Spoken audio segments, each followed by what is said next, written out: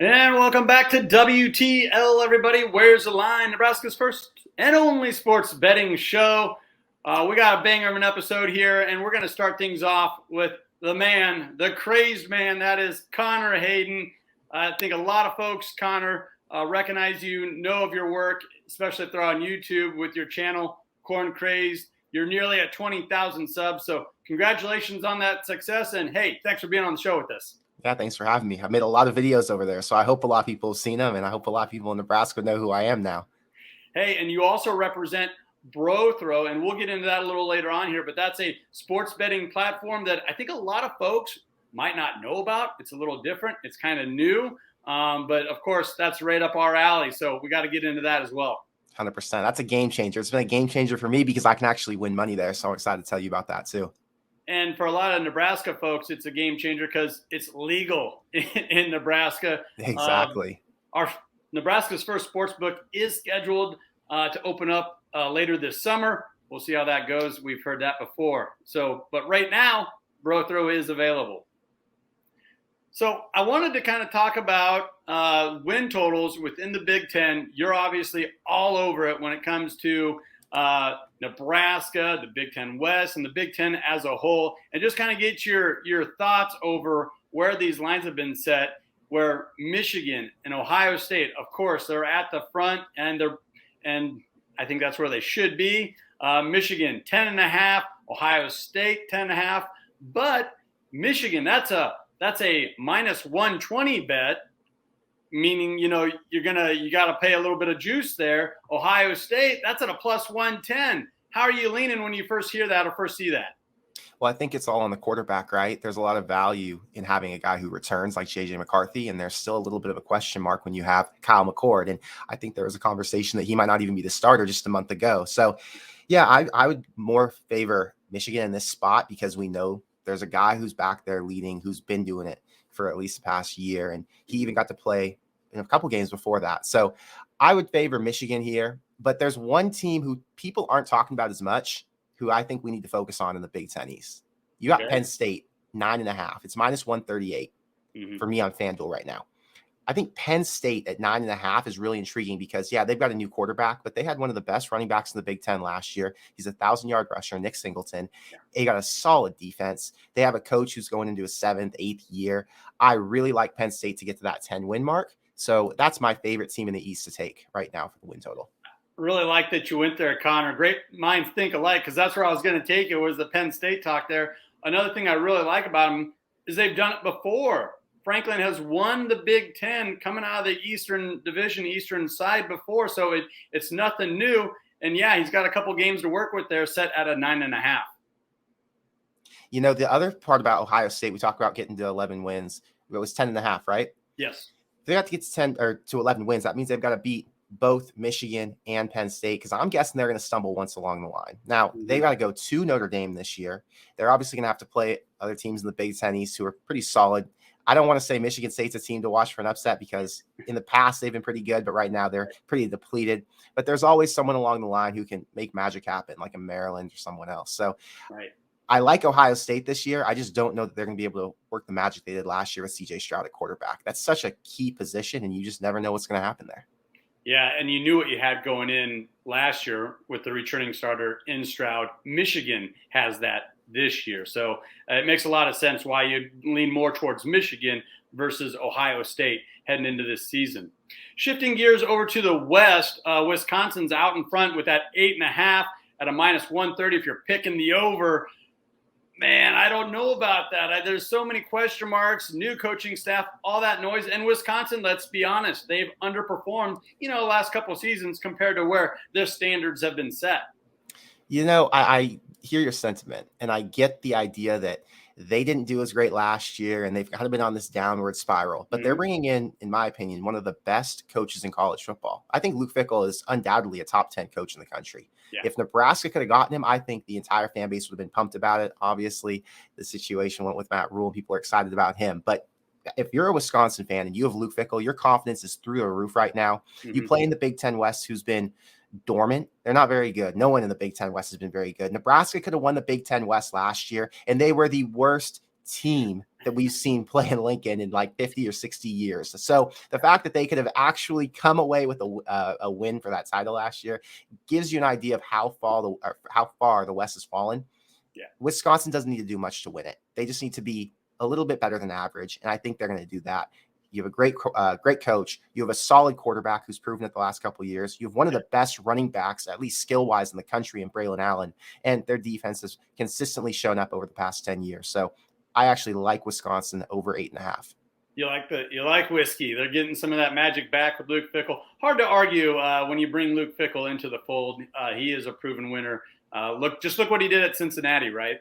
Yeah, well, it's more so betting against the West. I'm going to bet that the other teams in the West are going to continue to be average. Now, there's hope that Bielema can recreate what he did last year, get to 7 wins to Illinois. There's hope that Matt Rule can revive Nebraska, that Ferentz can do something now that he has McNamara. But in reality, because these teams have been so average over the past 5-10 years, Wisconsin doesn't have to be elite. They just have to be good.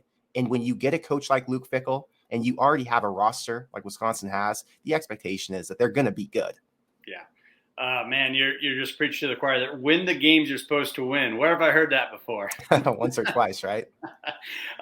You mentioned the Hawkeyes there. They're at 7.5, and I'm seeing depending on what side of the Missouri River you're on, if you feel good about that 7.5 or not. Where do you land? It's tough. I think Iowa, has been so consistent over the long haul, and they've got to play some tough teams. They got to play at Iowa State this year. They've got to play at Penn State, at Wisconsin. I'd probably lean the under, really? But Iowa is a team who it feels like has been consistently making a 7-win run for 5 years at least, and they've been beating Nebraska consistently in that time. I think it's going to be a key game at the end of the year there, where they might be at 7. If they beat Nebraska, they get to 8. They lose to Nebraska, they don't. I'd probably favor Nebraska in that spot.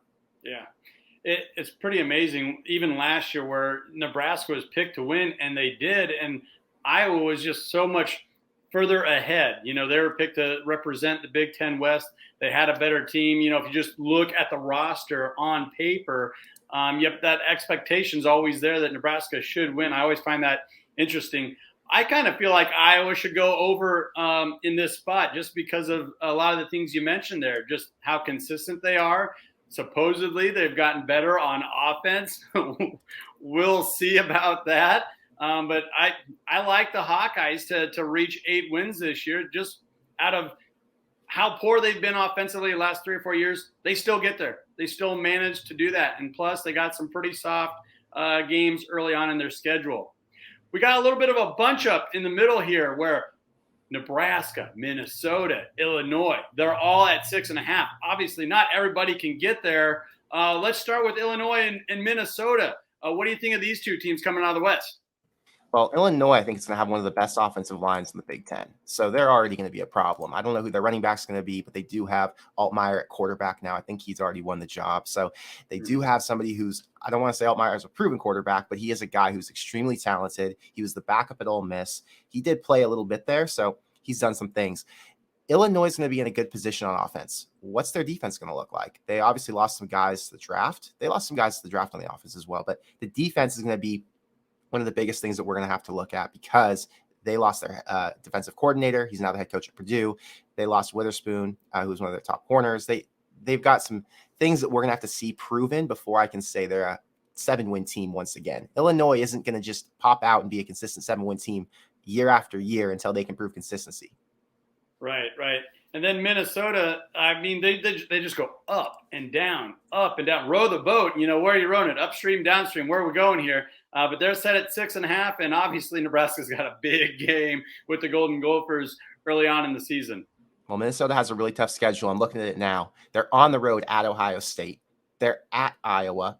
They get Michigan at home, but they've got to go to UNC early. So that Nebraska game, in my opinion, is kind of a 50-50. I know that spreads at -7 or -8 Minnesota as of now. I'm sure that'll move closer to 5, but they've got some tough tests early on. This is where Minnesota got lucky. A lot of people thought, oh, they lost Tanner Morgan, who's been there for 5-6 years. No. Kaliak Manis is better.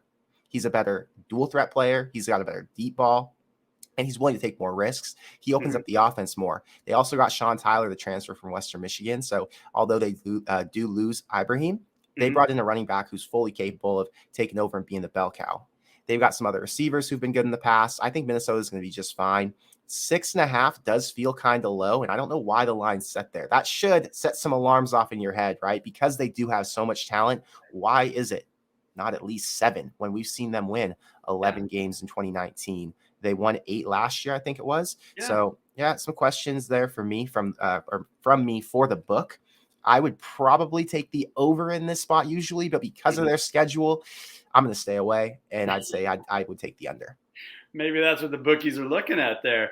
Okay, let's get to it. Nebraska, the Big Red. That line is set at 6.5. We did a little speculation a couple of weeks ago on a show, and we thought probably come in at 7.5. Again, there's more positivity, better feelings. We actually have a coach. I felt like Frost was on the hot seat. Let's be honest about it. Heading into last season, so many question marks. And Trev Alberts, he came out and said, look, this hasn't always worked the best when you bring in transfer portal guys and are expecting so much from them. And the line was set at 7.5 last year, with the majority of the money going on the over. This year, the script has kind of been flipped. Nebraska set at 6.5, and all the noise, all the buzz I'm hearing is saying this is where it should be. You got half the money coming in on one side, half the money coming in on the other side, and not too much argument really from either or. Well, let me first say, the day this opened up on my book, I got it at 6, and I love 6. I think there's a great chance for a push here because I think most of us assume Nebraska's going to hit that 6 mark and kind of flatten out. You've got 3 games that I think are free. Now, you've never got a free game in Lincoln, but let me tell you, you've got 3 free games, in my opinion. Louisiana Tech at Nebraska, Northern Illinois at Nebraska. Both those teams are group of 5, and they're not very good group of 5 teams, right? They're teams that Nebraska should be able to handle. And then you've got a road game at Colorado. Right now, Nebraska is a 7-point favorite. I think it's 7. They're going to win that one. I think Colorado's got a lot of work to do, and I think they're a 3-win team at best. Okay. So if you've got 3 wins, are there 3 other on the schedule? Well, you look at it. Northwestern, Michigan State, Maryland, Purdue. I think there's some value in that 6 number. When we talk about 6.5, I'll be honest, I'm staying away. Yeah, it's really tough to every year buy into the hype that Nebraska has a chance to do some big things and to see it fail over and over again. So I'm staying away from 6.5. I do like 6, but that's where my head's at. I agree with you 100%. I would love to have gotten that and jumped on that 6 number. I waited a little too long and it caught that half game, that hook, and that's a tough one. And you're exactly right. Coach Rule, he's saying all the right things. He's doing all the right things. Love what he was able to do as far as bringing the Bellevue West kid, the quarterback, getting him to flip from an SEC school. But does that help winning that extra game, that 7th game this year? I don't know. So I think that's a real tough spot. Connor, we're up against the clock here. Could we steal you for one more segment, talk about some Big Ten contenders as far as winning the conference, and maybe a little some Heisman odds as well? Of course. All right, don't go anywhere, folks. This is WTF.